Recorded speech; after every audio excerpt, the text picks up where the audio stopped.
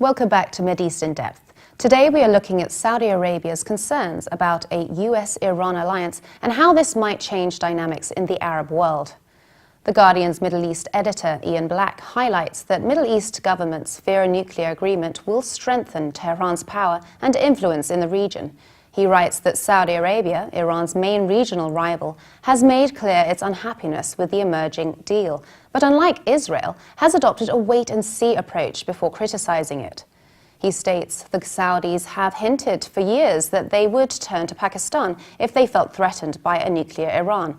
But the Saudis have wider concerns. An American-Iranian rapprochement, they fear, will undermine their own influence and security.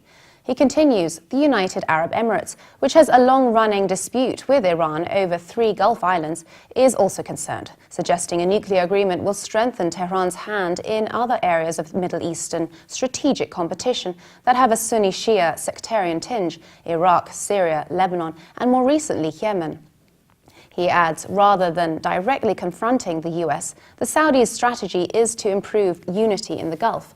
The obstacles to that are Oman, a long-standing mediator between the US and Iran, and Qatar, which also keeps carefully on the right side of Tehran.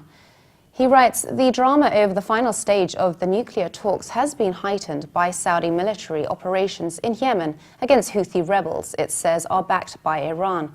The degree of Iranian support for the Houthis is, however, hotly disputed. Analyst Emil Hokaiem says there is a tendency in the Gulf to overstate Iran's role and a tendency in the West to understate it.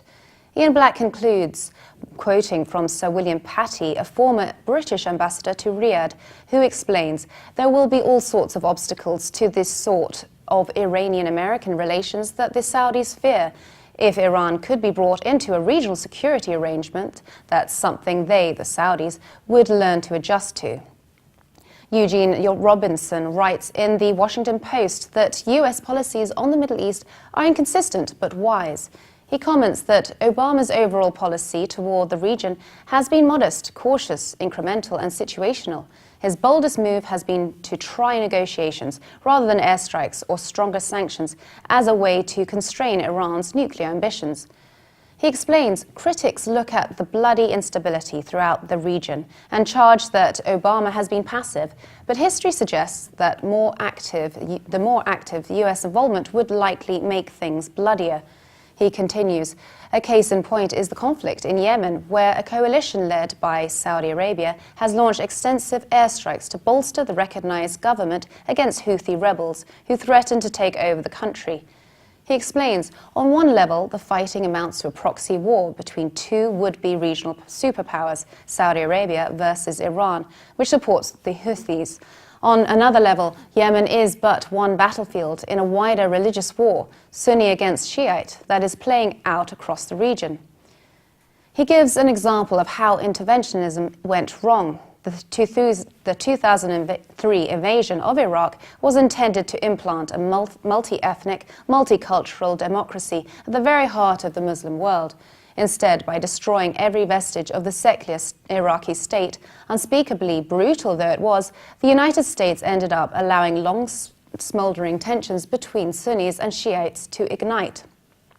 With regards to Syria, he asks, is it inconsistent then to pursue policies that help keep Assad in power? Yes, but it is probably also wise, at least for now.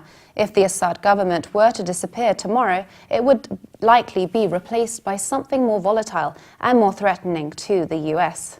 By conclusion, he states, the upheaval taking place across the Middle East is unprecedented. I don't know if US intervention can make things better, but I know it can definitely make things worse. For more updates, please visit Levant.tv.